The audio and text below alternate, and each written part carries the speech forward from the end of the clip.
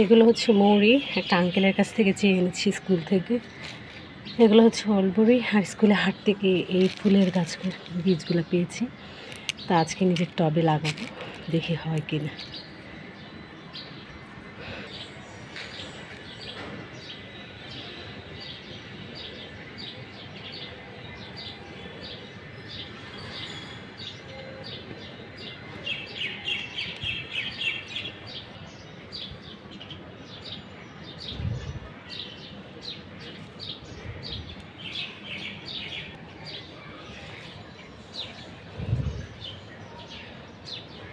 ইনশাল্লাহ হয়ে যাবে। এটাতেও দিই দুইটা।